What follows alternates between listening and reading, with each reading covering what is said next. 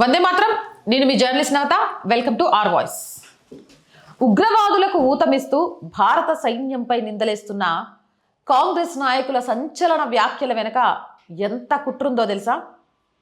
అసలు ఆ కుట్ర ఏంటి? దేశ రక్షణ దళాలపై ఒక సీనియర్ రాజకీయ నాయకుడు చేసిన ప్రకటన ఇప్పుడు శత్రు దేశమైన పాకిస్తాన్కి ప్రధాన ఆయుధంగా మారింది. అదేంటి అనుకుంటున్నారా? వినిపిస్తాను, వినండి. ఎందుకంటే ఇది నేను స్క్రీన్ మీద చూపించలేను, బికాజ్ వేరే ఛానల్కి संबंधिंచింది కాబట్టి. पहिल्या दिवशी आपला संपूर्ण पराभव झाला. 7 तारखेला जे हवाई युद्ध अर्ध्या तासात झालं त्यामध्ये आपला टोटल पराभव झाला. हे कोणी मान्य करू वगैरे न करू. आणि त्यामुळे त्या दिवशी भारताची जी विमानं पडली त्या दिवशी सगळा भारताचा एअरफोर्स हा ग्राउंड झाला. त्यानंतर एकही विमान उडलं नाही. तर कुठेही विमान उडलं की पाकिस्तानात होतं विमान ग्वाल्हेर असेल किंवा बठिंडा असेल किंवा सिरसा असेल तिथं पाडायची शक्यता असल्यामुळे आपलं कम्प्लीट एअरफोर्स ग्राउंड झालं. पहिल्या दिवशी आपला संपूर्ण पराभव झाला. 7 तारखेला जे हवाई युद्ध अर्ध्या तासात झालं त्यामध्ये आपला टोटल पराभव झाला. हे कोणी मान्य करू वगैरे न करू. आणि त्यामुळे त्या दिवशी भारताची जी विमानं पडली त्या दिवशी सगळा भारताचा एअरफोर्स हा ग्राउंड झाला. त्यानंतर एकही विमान उडलं नाही.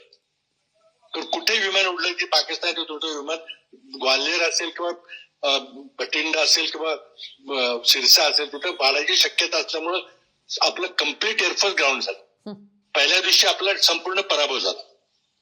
7 तारखेला जे हवाई युद्ध अर्ध्या तासात झालं त्यामध्ये आपला टोटल पराभव झाला. हे कोणी मान्य करू वगैरे न करू. आणि त्यामुळे त्या दिवशी भारताची जी विमानं पडली त्या दिवशी सगळा भारताचा एअरफोर्स हा ग्राउंड झाला. त्यानंतर एकही विमान उडलं नाही. तर कुठेही विमान उडलं की पाकिस्तानात होतं विमान ग्वाल्हेर असेल किंवा बठिंडा असेल किंवा सिरसा असेल तिथं पाडायची शक्यता असल्यामुळे आपलं कम्प्लीट एअरफोर्स ग्राउंड झालं. ఇలాంటి వాళ్ళని అసలు ఏం చేయాలి? ఛీ! ఈరోజు ఈయన మాట్లాడిన ఈ వ్యాఖ్యల వల్ల యూట్యూబ్ లేదా ఫేస్బుక్లో ఏదైనా పాకిస్తానీ ఛానల్ని చూస్తే ఈయన మాట్లాడిన మాటలతోటి పాకిస్తాన్లో ఈయనను హీరో చేసేసిండ్రు. ఈయన ఎవరో తెలుసా? కాంగ్రెస్ నాయకుడు పృథ్వీరాజ్ చవాన్, మహారాష్ట్ర మాజీ ముఖ్యమంత్రి. కాంగ్రెస్ అగ్రనాయకుడు పృథ్వీరాజ్ చవాన్ చేసిన వ్యాఖ్యలు దేశభక్తులను కలవరపరుస్తుంటే పాకిస్తాన్ మీడియాలో ఆయన ఒక హీరోగా కీర్తించబడుతున్నాడు. అసలు ఆయన ఏం మాట్లాడాడు అంటే, పృథ్వీరాజ్ చవాన్ మీడియా సమావేశంలో చేసినవి ఏంటి అంటే, ఉగ్రవాదులకు దేశ వ్యతిరేక శక్తులకు అనుకూలంగా మారే వ్యాఖ్యలు. ఆపరేషన్ సింధూర్ తొలి రోజుని మనం పూర్తిగా ఓడిపోయాం. 7వ తేదీన జరిగిన 6 గంటల వాయు యుద్ధంలో మనకు సంపూర్ణ పరాజయం ఎదురైంది. మనం ఒప్పుకున్నా ఒప్పుకోకపోయినా ఇది వాస్తవం. ఆ రోజున మన విమానాలను కూల్చివేయడం వల్ల భారతీయ వాయుసేన మొత్తం నేలకే పరిమితమైంది. ఆ తర్వాత ఒక్క విమానం కూడా మిగలలేదు. ఎక్కడ విమానం ఎగిరినా అది గ్వాలియర్ అయినా, భాంటీడా అయినా, సిర్సా అయినా పాకిస్తాన్ చేతిలో కూలిపోయే అపాయం ఉండేది. అందుకే మన వైమానిక దళం పూర్తిగా నిలిచిపోయింది. ఇలాంటి వ్యాఖ్యలను ఏమనాలా?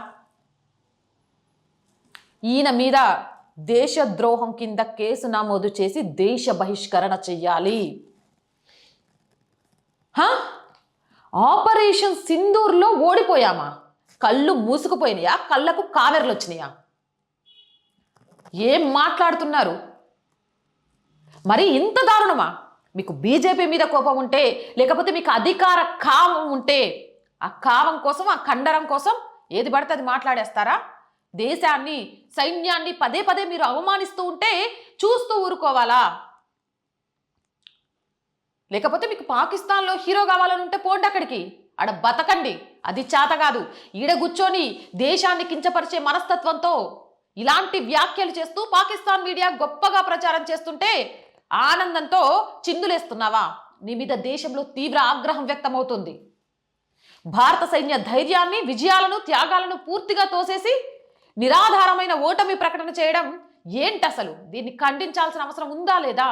ఈయనను దేశ బహిష్కరణ చేయాల్సిన అవసరం ఉందా లేదా? అసలు ఎందుకు నీకు ఈ దుర్బుద్ధి? అధికారం కోసమా? అధికారం కోసం ఎంతగా తపన పడుతున్నారంటే దేశ పరువును, సైన్యం మనోధైర్యాన్ని దిగజార్చేలా మాట్లాడడానికి ఏం మాత్రం కూడా వెనుకాడటం లేదంటే మిమ్మల్ని అసలు ఏమనాలి? అసలు నాకు అనిపిస్తోంది పాకిస్తాన్ కాంగ్రెస్ ఒక్కటేనా అని. పాకిస్తాన్ దేశం ఏ ప్రచారాన్ని చేస్తుందో, దేశ వ్యతిరేక శక్తులు ఏ అబద్ధాలను ప్రచారం చేస్తాయో అవే అబద్ధాలను ఇక్కడ కాంగ్రెస్ నాయకులు మాట్లాడటం నిజంగా దురదృష్టకరం. వీళ్ళకు సత్యంతో పని లేదు. అటు పాకిస్తాన్కు వాస్తవాలతో పని లేదు, ఇటు కాంగ్రెస్కి కూడా సత్యంతో ఏమాత్రం సంబంధం లేదు. అవి లేకుండానే బలమైన విమర్శలు చేస్తూ ఉంటారు. పాకిస్తాన్లో ప్రతిపక్ష అధికార పార్టీ నాయకులతో పాటు అక్కడి హిందూ పార్లమెంట్ సభ్యులు కూడా తమ దేశమే గెలిచిందని ప్రకటించినప్పుడు భారత నాయకులే ఇలా దేశ ఓటమిని ప్రకటించడం జాతి ద్రోహంతో సమానమా కాదా? అసలు ఇంత జరుగుతున్నా కేంద్రం ఎందుకు నిశ్శబ్దంగా ఉంటుంది? దాని వెనక ఉద్దేశం ఏంటి?